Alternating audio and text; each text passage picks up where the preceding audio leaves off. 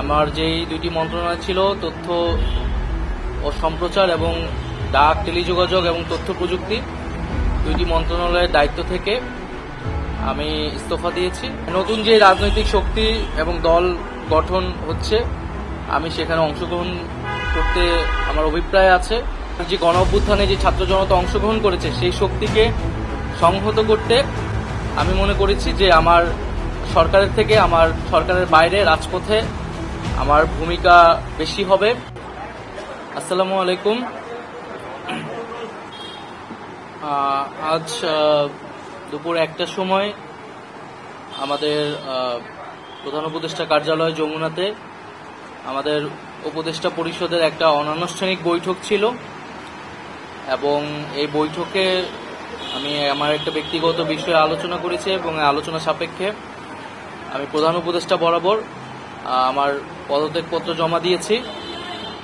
আমার যেই দুইটি মন্ত্রণালয় ছিল, তথ্য ও সম্প্রচার এবং ডাক, টেলিযোগাযোগ এবং তথ্য প্রযুক্তি, দুইটি মন্ত্রণালয়ের দায়িত্ব থেকে আমি ইস্তফা দিয়েছি। এছাড়াও এই জুলাই ফাউন্ডেশন, জুলাই শহীদ স্মৃতি ফাউন্ডেশন সহ সরকারের যেই সকল কমিটিতে আমি ছিলাম, এই সকল কমিটি থেকে আমি একই সাথে ইস্তফা আমার হচ্ছে। তো মূলত একটি গণ অভ্যুত্থানের প্রেক্ষিতে 8ই আগস্ট আমরা গণ অভ্যুত্থানের প্রতিনিধি হিসেবে প্রথমে 2 জন এবং পরবর্তীতে আরও 1 জন, 3 জন অন্তর্বর্তী সরকারে দায়িত্ব নেই অন্যান্য উপদেষ্টাবৃন্দের সাথে। তখন দেশের জাতীয় নিরাপত্তা এবং গণ অভ্যুত্থানের আকাঙ্ক্ষা বাস্তবায়নের লক্ষ্যে আমাদের সেই সময় দায়িত্ব গ্রহণ করাটা আমাদের কাছে মনে হয়েছিল যৌক্তিক।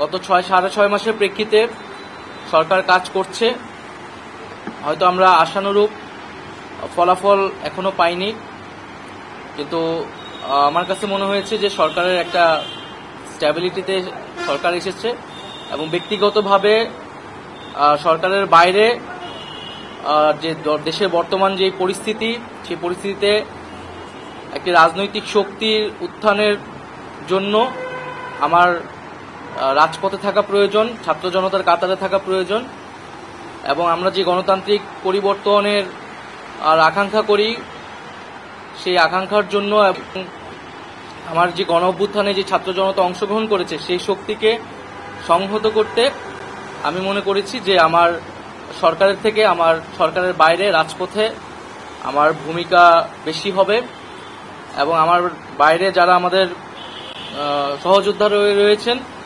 তারাও এটি চান, এবং সেই প্রেক্ষিতে আমি মূলত আজকে পদত্যাগপত্রটা জমা দিয়েছি। তো গত 6 মাসে আমি আমার জায়গা থেকে চেষ্টা করেছি কাজ করে যাওয়ার। 2টি মন্ত্রণালয়ের বাইরেও অনেক অতিরিক্ত দায়িত্ব আমাদের পালন করতে হয়েছে। আমরা চেষ্টা করেছি, এবং মন্ত্রণালয়গুলোতেও আমরা কিছু কাজ করেছি। সেই কাজের ফলাফল হয়তো সামনে জনগণ পাবে। 6 মাস খুবই কম সময়, তারপরও আমি হয়তো চেষ্টা করেছি, আমার কাজ আর ফলাফল সেটা জনগণ মূল্যায়ন করবে।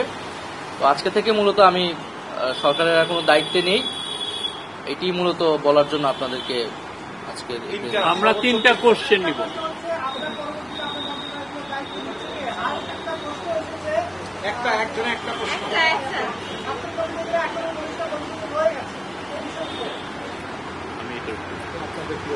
আমার পরে দায়িত্ব নিবে, এটা আসলে ক্যাবিনেটে পরবর্তীতে এটা ক্যাবিনেট ঠিক করবে, উপদেষ্টা পরিষদই ঠিক করবে।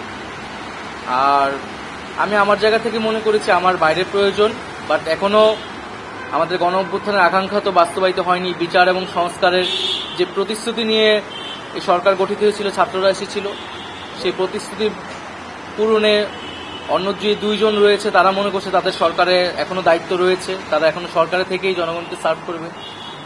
তারা যদি রাজনীতি করার প্রয়োজন বোধ করে, তারা তখন হয়তো সরকার ছেড়ে দেবে।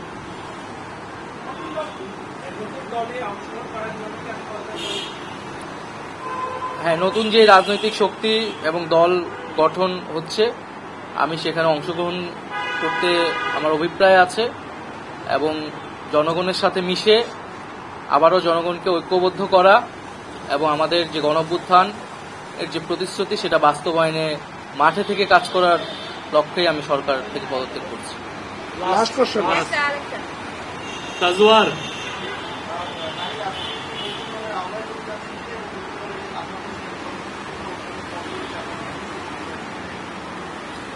এটার জন্য আপনাদের দলটির যেদিন ঘোষণা 28 তারিখ সেদিন পর্যন্ত অপেক্ষা করতে হবে, সেদিনই এটা জানা যাবে। নারীদের মধ্যে থেকে একটা কোশ্চেন নিব। নারী কেউ? আপনি সাজেদা জি।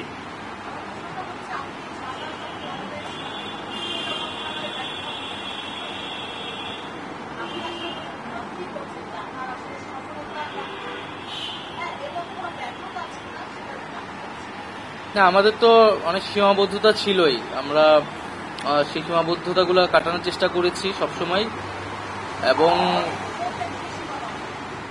এখানে সীমাবদ্ধতা ছিল, আমলাতান্ত্রিক জটিলতা ছিল। আমরা এসে এই ব্যুরোক্রেসিকে যেভাবে পেয়েছি, এখানে পুলিশ যে তার আত্মবিশ্বাসের ঘাটতি হয়েছে আন্দোলনের পরে, এবং একই সাথে এখানে এই জুলাই গণহত্যাকারীদের, জুলাইয়ের যারা গণহত্যাকারী তাদেরকে গ্রেফতারের বিষয়টা, বিচারের বিষয়টা, সেই বিষয়ে আমাদের কিছু সীমাবদ্ধতা থাকা সত্ত্বেও আমরা কাজ করেছি। আমি জনপ্রশাসন কমিটির একটা দায়িত্বে 2 সপ্তাহের মতো ছিলাম।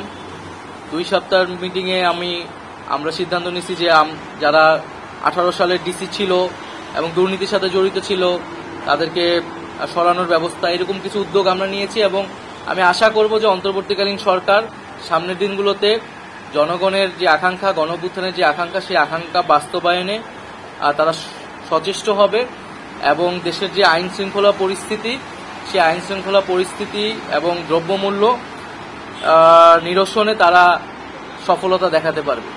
ধন্যবাদ।